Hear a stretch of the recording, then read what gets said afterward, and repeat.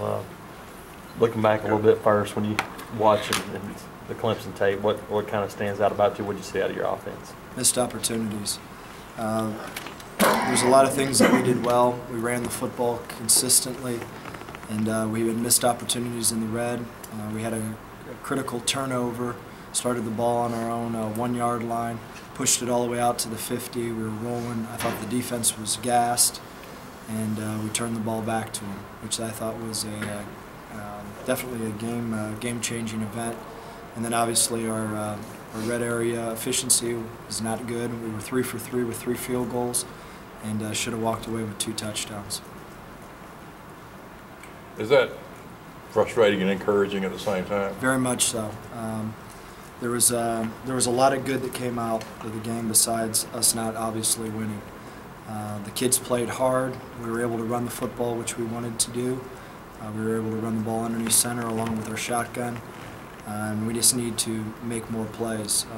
There was plays available out there that we didn't make, and we're going to coach every single day in practice that those plays have got to be made in practice to translate to the game field.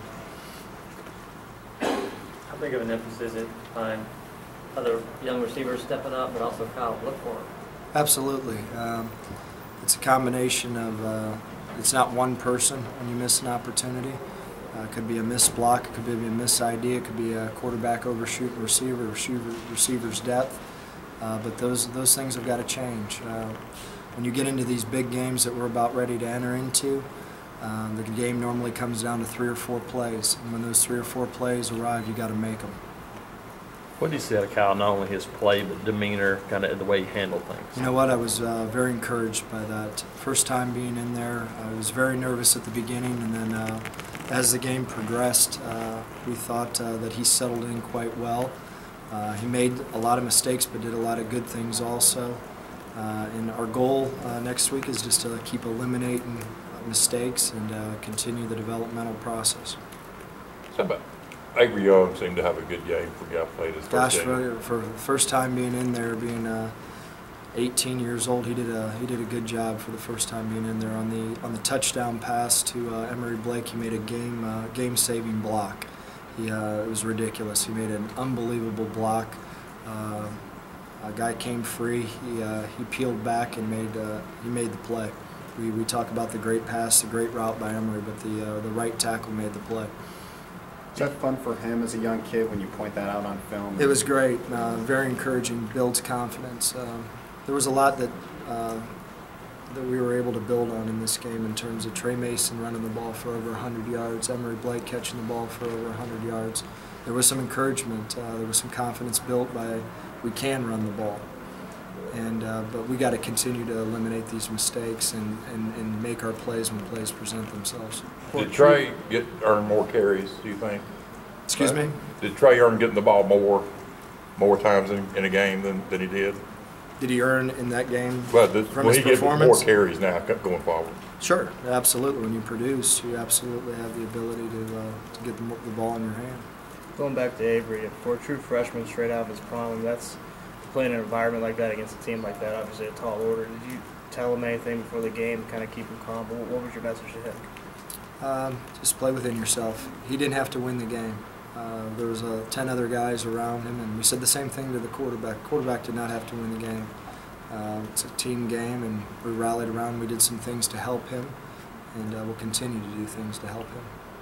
You guys have talked a lot about spreading the ball around, and only Quan caught one pass and Emory 4. That was all among the wide receivers. Sure. Was that a disappointment? Is that something you're focusing on? Sure, absolutely. We wanted to spread the ball, and we actually called plays to spread the ball, and all based on coverage. And there was a few times that other guys were eliminated in the progression because of what they did, and Kyle had to go elsewhere. How have some of those young guys like Quan, Trevon, Sammy Coates, whoever you want to mention, how they progressed during practice? Quan's done a good job. Great team guy. He's done a wonderful job. He'll continue to get better too. It's important to him. Really important to him. Scott, I question your play calling. Obviously, you know a lot more about it than I do. But 6 passes in the red zone, like 9. Did you see something specific there with Clemson you were trying to explore? Yeah, on the one drive, looking back, whenever we went 3 straight passes, the first pass we out-leveraged the defense and should have placed the ball in McCaleb's hand and had an opportunity to get to score. In hindsight, if I could do it all over again, I would have ran the ball on first down and see what happened after the first run. But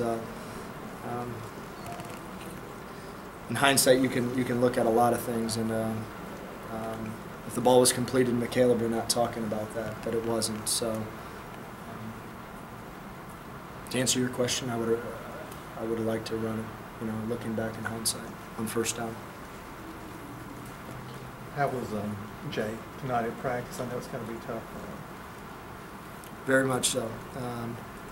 That kid having the ability to, number one, play. He found out an hour, I believe, before we left the hotel that his mom just went in a coma, and how he was able to stay focused. And our guys rallied around him. Our guys really care about him, and our hearts and prayers go out to that whole family. How did it seem like he had a lot of impact on the running game? Absolutely. He is a great football player. We're so happy to have him. He's unselfish. He's everything that Auburn wants. And he'll continue to get better, too. Did he play a perfect game? No, but he's going to get better. It's important to him. How did things go? I mean, you're doing this with a new staff together at a game for the first time. How did those things work? For the first time, we were quite happy. We had one substitution issue, which we need to clean up, but for the most part, the play was in and out fairly quickly. We had no, didn't deal with the 40-second clock whatsoever, which was a positive. And there was, I believe, three penalties that we had. I believe we had two illegal procedures and a holding call, and we got to clean those up, because those yards, when we get into the thick of the SEC, those are hard to make up. Just to clarify, I mean, Jay played that game knowing his mother was in a coma. Yes. That's pretty remarkable. Yeah, the kid's a remarkable guy. Remarkable guy. You look at Mississippi State defensively, what kind of jumps out to you about Experienced, very experienced. They play really hard. They have 7 returning starters. I think their secondary is excellent. Their D-line is young. Linebackers are older, and they're competitive, and they will play their tails off when we go down to Starkville. How does it change the way you go about a game when you got a guy like Jonathan Banks on the other side that can influence the game in so many different ways at corner? Sure, you got to find ways to pick your places to attack him. You got to find ways to go away from him. He's a very good football player, and plays hard. That's the one thing that I'm impressed with. He's got talent, but he plays every snap extremely hard. Very impressed with him. With the cowbells, noise issues, those things, you got a little taste of that last Saturday night. Is that something that because indoor, having some things, you'll be able to help some of that? Yeah, you got. We started preparation for that training camp. Great stadiums that we walk into. When we're on the road, they're going to be loud, and we have to have a plan on how to handle it. And it's always a challenge walking into to an opponent's backyard and deal with the crowd noise. Very good. Thank you, guys. Thanks, Scott. Appreciate it. See you.